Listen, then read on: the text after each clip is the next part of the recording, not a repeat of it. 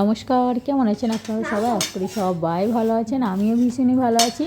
তো এখন তো এই প্রচণ্ড গরমে বাড়ি থেকে বেরোলেই শুধু কী ঠান্ডা খাবো কী ঠান্ডা খাবো। আর ছেলেকে স্কুল থেকে নিয়ে আসার সময় তো প্রত্যেক দিন শুধু কুলফি মালাই, মানে অন্য কিছু খাবো না। এবার একজনের কাছে খাওয়ার পর এতটাই টেস্টি লাগে যে আবার অন্য আরেকজনের কাছে চলে যাই খেতে, মানে একটা খাওয়ার পরে মনে করে না, মানে আরও একজন বিক্রি করলে তখন আরও একজনের কাছে খেয়ে নিই। তো সেই জন্য প্রত্যেক দিন আমাদের এটাই খাওয়া হয়। তো তাই ভাবলাম কী করি না, ঘরেতেই বানিয়ে ফেলি কুলফি। আর ছেলেও বলছিল মা ঘরেতে বানাও, তাহলে ঘরে বানালে নিজে বেশি করে খেতে পাবো। তো সেই জন্য আজকে চলে এসেছি কুলফি নিয়ে। মাত্র 1 প্যাকেট দুধ দিয়ে কতগুলো কুলফি বানালাম দেখুন। তো চলুন বকবক না করে কুলফিগুলো কীভাবে বানাচ্ছি রেসিপিটা আপনাদের সাথে শেয়ার করি। তো তার আগে ভিডিওটি যদি ভালো লাগে অবশ্যই একটা লাইক করে চ্যানেলটি সাবস্ক্রাইব করে দেবেন। তো এখন আমি চলে এসেছি কুলফি বানানোর জন্য। প্রথমে নিয়ে নিয়েছি দুধ। তো এটা হচ্ছে কি, দুধটা আমি কড়াইয়ের মধ্যে দিয়ে দিলাম। এখানে আমার 1 কিলো দুধ ছিল, 2 প্যাকেট। তো দুধটা দেওয়ার পরে এখন দুধটাকে একটুখানি, মানে এক কিলো দুধকে 500 গ্রাম করে নেব জাল দিয়ে দিয়ে। আর দুধটা গরম জাল হতে থাক। তো এখন আমি চিনিটাকে মিক্সিতে দিয়ে গুঁড়ো করে নেব। আর চিনির সাথে দিয়ে দিয়েছি কিছুটা পাউডার দুধ, বেশি নয়, 2-3 চামচ মতো দিয়ে দেব। আর তার সাথে আমি দেব কিছুটা কাজু বাদাম। কাজু বাদামটা দিলাম টেস্টের জন্য। কুলফি বানানোর সময় ওদেরও কি সুন্দর একটু বাদাম টাদাম দেওয়া থাকে। আর একটু আমন্ড দিয়ে দিলাম।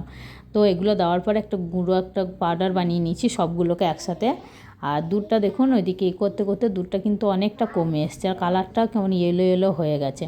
তো এইবার আমি এর মধ্যে ওই পাউডারটাকে দিয়ে দেবো। বেশ অনেকক্ষণ জাল দেওয়ার পরে দুধটা বেশ ভালোই হয়ে গেছে। তলাটা মাঝে মাঝে নাড়তে হয়েছে, নাহলে তলাটা আবার লেগে যেত।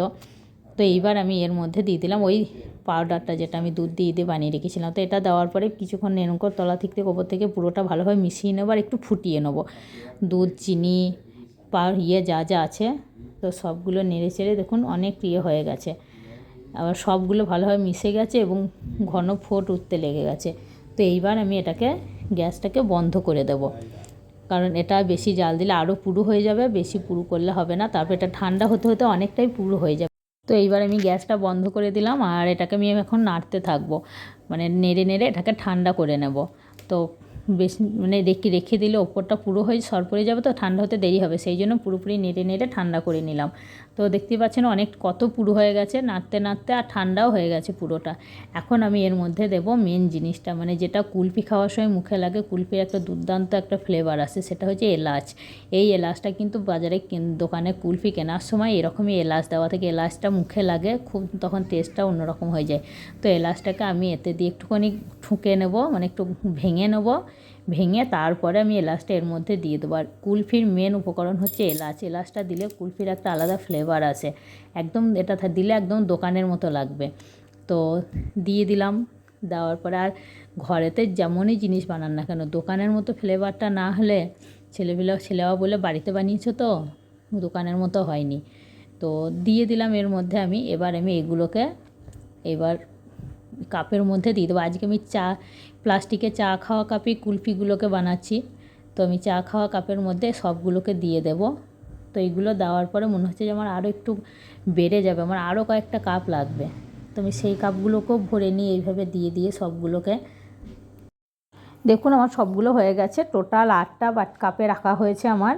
এবার কুলফিগুলোকে আমি একটা জায়গায় রাখতে হবে, তো তার জন্য এরকম একটা আমি ডেকচি নিয়ে নিয়েছি, আর ডেকচির মধ্যে সবগুলোকে রেখে দিলাম। এবার দিয়ে দেবো কাঠিগুলো। তো কাঠিগুলোকে দিয়ে তারপরে এগুলোকে আমি ফ্রিজে ভরে, এখন যেহেতু এটা নরম আছে তাই কাঠিগুলো দিচ্ছে, আর এদিকে ওদিকে সব টেরিয়ে যাচ্ছে, পড়ে যাচ্ছে, কেউ ঠাড়ো হয়ে দাঁড়িয়ে থাকতে পারছে না। তো কোনো রকমে এরকম করে দিয়ে দিলাম, দিয়ে এবার ঢাকনা দিয়ে এটাকে আমি এবার ফ্রিজে রেখে দেবো। আর যতটা টাইম ফ্রিজে বেশি টাইম থাকবে তো কুলফিটা তত জমবে ভালো। তো আজকে দিয়ে দিলাম, আবার কালকে দুপুরবেলা এটাকে খুলে দেখব। তো কালকে তো রেখেছিলাম আমি, আজকে দেখুন খুলছি দুপুরবেলা। আর কুলফিগুলো কী দারুণ জমেছে কি বলবো। আমার ছেলে তো রাত্রির থেকে লেগেছে কখন তো খোলো, কখন খাবো করে। তো ওই যে বার করার সাথে সাথে ও আগেই একটা তুলে নিল, নেওয়ার পরে ওই যে হাত দিয়ে এখন করতে লেগে গেছে, বের করতে, মানে ওর আর পেট আর মানছে না কখন খাবো করে। তো দেখুন কি সুন্দর কুলফিগুলো হয়েছে। এটাকে আবার কাপ থেকে ছাড়িয়ে আগে ওর হাতে দিতে হবে, তারপরে ও খেয়ে বলবে কেমন হলো। দেখলেন বাড়িতেই কত সহজে, শুধু দুধ দিয়ে ঘরে থাকা জিনিস দিয়ে কত সহজে কুলফি বানিয়ে বাচ্চাদেরকে খুশি করা যায়, নিজেরাও খাওয়া যায় প্রত্যেক দিন বাইরে থেকে না কিনে এনে। তো তো এই যে ওয়াও কি সুন্দর হয়েছে, দেখুন কি সুন্দর জমেছে কুলফিটা। তো এভাবে আপনারাও বাড়িতে বানিয়ে খাবেন। আর আজকের মতো বিদায় নিচ্ছি, বাই।